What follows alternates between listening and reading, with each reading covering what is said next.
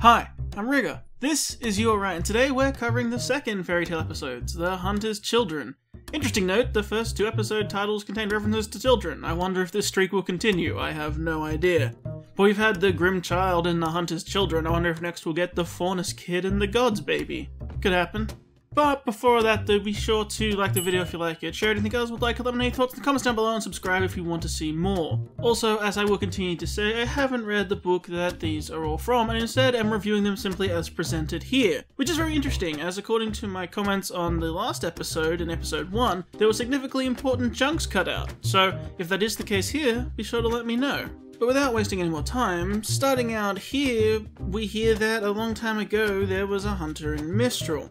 It's pretty interesting pausing immediately because there's some things to think about. First of all, I will say I like the hut design up off the ground, at least being something different we haven't seen in Remnant before, at least given the idea that things are different and possibly a different time because of that. But I am also, as with all of these, immediately led to ask how long ago, when are we talking? Not that it'll matter, it won't come up and it's not important to a fairy tale, but it's just the questions that jump into my mind. Such as this place, Oz says this is Mistral, but is it called Mistral here, or is this Oz in present day telling us that these events took place in what we now call Mistral? Who knows? But I also have a question of, like, we're sort of establishing the idea of huntsmen and huntresses here. It's sort of the birth of the idea of a hunter, you know, hunters who go out and specifically target Grimm, which is what huntresses and huntsmen do. But that title didn't exist for a long time officially. Maria says that it wasn't even a title in her father's day, so it's only been around a couple generations on Remnant, officially called that as licensed huntsman. So it's interesting that such a similar title so close to one we have was already existing. I mean, obviously hunters is a normal phrase, but the idea of Grim Hunters existed way far back, but they didn't have an official title until very, very recently. But yes, while we're here, we immediately hear of this hunter who hunts Grimm, which presumably relates to the eventual job of huntsmen and huntresses, since that is also their job. It makes a lot of sense that a role like this would exist, though. It makes a lot of sense when you're talking about any society that lives in a world like this. It's pretty incredible, like I said, that hadn't been an official title sooner. Interesting that even at whatever time this is, though, firearms were already developed. He has a gun in his hand, and we'll see one multiple times through this episode. The development on Remnant is so weird. When did firearms and such come about? Because we had dust, but how quickly does that lead to guns? Who knows?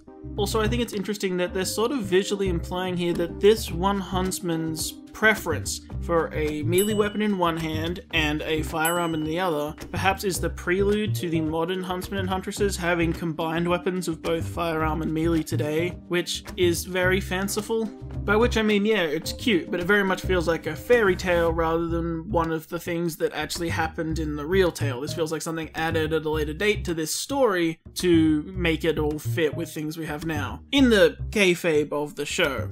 Like, this wouldn't be in the original tale, this is something that modern people have added in because it feels nice. That feels very much like a tale sort of detail. We also immediately have the tree symbol, which is very like the tree where we've just all washed up, which doesn't seem like an accident. Even though in passing, I'm pretty sure I've heard there is a fairy tale about the tree where we washed up on an island and the gods, or something along those lines, at some point, so it'll be interesting when we get to it. Though perhaps I'm reading too much into this one, because they do live in an area with willow-like hanging trees, so perhaps it's simply the birth of huntsman symbols too, which also developed over time. But I'm hoping that it's there for more than that. It's sort of a double hint that it has the plausible deniability of just being about where they live, but in actuality it is a reference to something more to do with the gods and grander things and whatever they believed at that time in religion and things that tied back into where the island is and that kind of thing. Maybe I'm hoping for too much though. But this is where I need to start talking about the production level on this thing, because it's clear that combat and action are going to be struggles for this style anyway.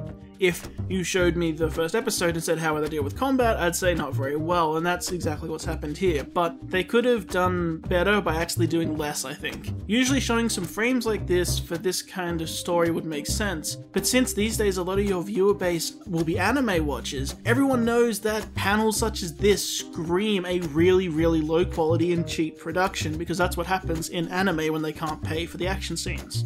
That's kind of a double-edged sword here, because while it's true that you probably can't pay for the action scenes, this isn't a style that's meant to reproduce action scenes. So when you're covering an action scene like this in the story, it feels weird that you're putting in frames like this, because it just generates that feeling in the viewer anyway. It's like a stigma you can't escape from, even though it's not really fair to put on a production like this. Because personally, I wasn't expecting proper fight scenes in this, and I think it's silly that you would. But you could have minimalized these moments, and it would be for the better. No matter if it's a simple device to tell these little tales, that kind of animation just has that feel about it, and you can't shake what's been ingrained in people for years of watching this style of content. You'd be better off, I think, demonstrating this action scene with just one of these frames, just one of the action frame, perhaps held onto a bit longer, and then cut to it being done, rather than a series of them in pose 1, pose 2, pose 3, because it feels like you're instead chopping up a fight scene that's meant to be there, rather than just implying there was one with one long frame and we all get it, and then moving on. It also would have cut down your show length if that's something you want to try and do, because these are all pretty slim, and also you're cutting production. You don't have to make as many of these frames. It's actually easier on your workload. You can sometimes do more by doing less, if that makes sense, especially in this sort of style. Basically that since we're not getting a fight anyway, it's somewhat pointless to chain a bunch of these together, and it then therefore feels like a fight that you're attempting to show that you can't, rather than implying a fight that we all know is there and moving on. Following on from that, I wanted to say that I immediately took notice that there are multiple fauna celebrating in this crowd. I do wonder if, either in retrospective, they're shying away from what they've established about human and fauna's relationships, especially historically after some backlash in the real world about how they handle it, or if this legendary guy, because he's like the birth of the story of Huntsman, is somehow perfect and didn't live in a place that partook in segregation because they were just so enlightened despite it being the way that they were described to most people being at the time, which would just be way too convenient and, again, almost too fanciful. So either the story feels weird or they're just backpedaling because they don't want to talk about it, especially when you're considering that this was described as a long time ago and there's still faunus issues in the modern Remnant today. But that's basically what happens, and then we jump to meet the family, and they ask why only their father hunts them, meaning the Grimm, and we learn something.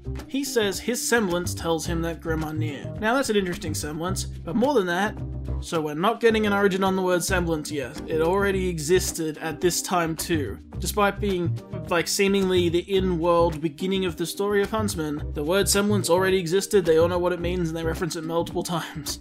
It must be a very, very old word and term then, because this would have seemed like the good place to put in there. Say this guy invented that phrase, I don't mind that, but instead no, it still existed here too. Which, yeah, the ability for humans to use that power existed before this too, but it would have been one way to tie it into the fairy tale, especially since in the modern day it was described as one of the things that separates huntsmen from people is a lot of them are more talented and more skilled, especially in using aura and semblances, etc.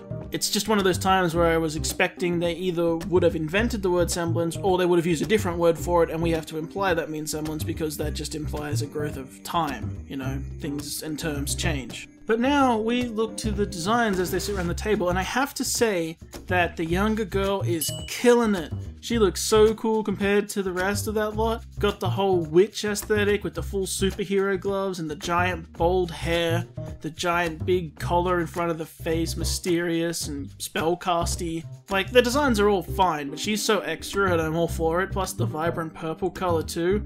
10 on 10.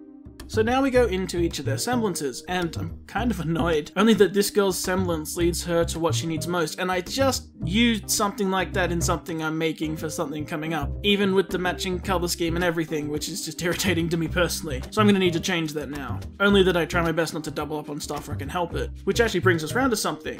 While I will try and not double up on things like that, they are here, or sort of. Linking auras is a semblance that's in the books, I believe. Calming others down is really useful, and then we have someone with exactly just Ren's semblance to mask himself from Grimm, which brings about the reality of superpowers. That people are going to have similar powers, even if each is unique to each person, the Schnees notwithstanding.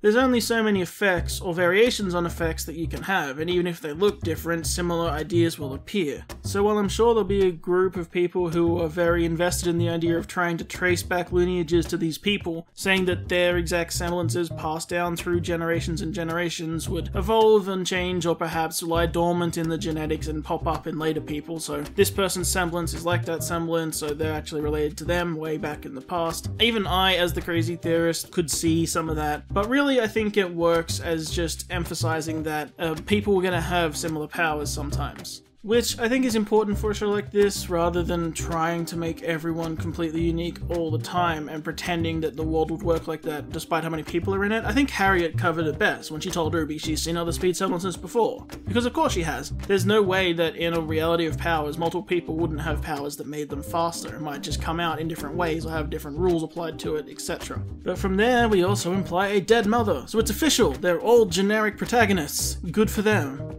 Oh, and now Dad died too. We're extra protagonisty today. So then we're told they split up. They can't agree on what to do, so they all go their separate ways. And oh, jeez, I thought she was half naked there. And bottomless is a really interesting style for a huntress, I must say. Really though, more significant color tone difference wouldn't have gone astray, just saying. Yikes. But yeah, the older sister stays and defends the village, but people end up leaving still not feeling safe. The older one travels and looks for other places, but they're all wrecked. And I gotta say again, I think this animation is making some mistakes here by doing too much. For, like, just him jumping across the screen like this looks pretty jarring, especially for extended sequences where he just appears at like one spot, the next spot, the next spot across the scenes. You really could have trimmed a few seconds out of it and just like used the camera angle, so had him on the close-up, then had him in the middle of the frame way back on the wide. It would have worked and wouldn't have looked so janky and jumpy across the screen when you don't need that to tell the story. It's smoother. But there, the son isn't strong enough on his own when he encounters stuff. The other daughter studies them but can only learn so much without confronting them, and the last son gets scared and lost basically because he's not experienced, almost gets killed, but conveniently gets saved by the sister who can help him. A pretty basic working as a team is better message here. I think it's pretty easy to see what they were doing and what they were gonna do from basically the first minute. 4 of them, 4 on a huntsman team, coming together, they all do what they couldn't do alone, they all have powers that complement each other or cover the other's weaknesses. Very basic. They represent bravery, heart, wisdom, and humility, apparently.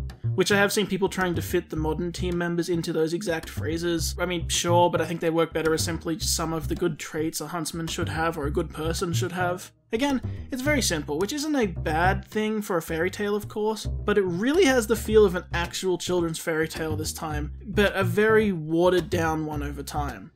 The message here and the way it was presented seems very childish for the audience of RWBY. Look, I see my demographics on YouTube. No 8-year-old is watching my stuff, and they're not watching RWBY either. And while I get that a simple teamwork message works for a fairy tale, we don't really need it as the audience. I know it works in-universe as a story you would tell your kids, but I was hoping for a little bit more out of this one, I'll be honest. Because yeah, it's fairy tales of Remnant, so these are the fairy tales that exist in the land, but when your audience is of a certain age and reading them, it feels out of place that we're putting our time aside to watch this side content, and it's very children's messagey, even if in-universe that would make sense.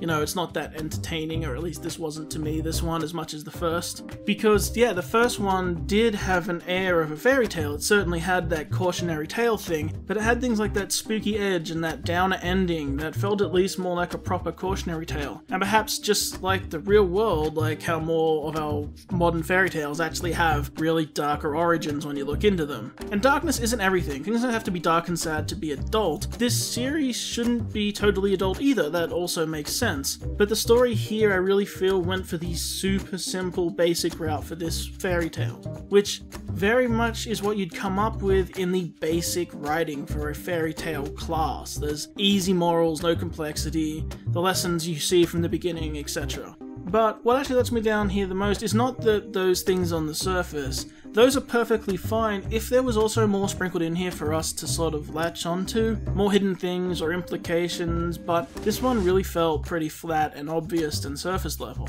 If this is at least a kid's tale told about huntsmen and where they came from, it does make sense, but I'd rather hear the real tale this was adapted from before parents used it to tuck their little kids in to sleep, which is how it came off to me.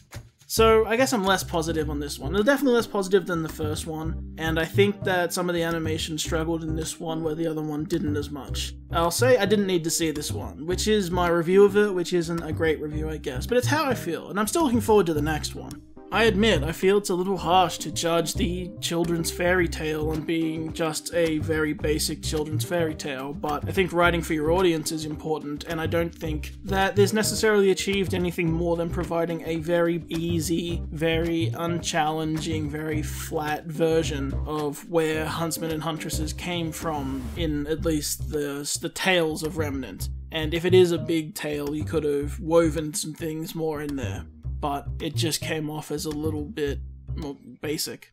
But that's okay. If you really like this episode though, tell me why, let me know. Did I miss anything? Because there's a good chance I did. We're all human.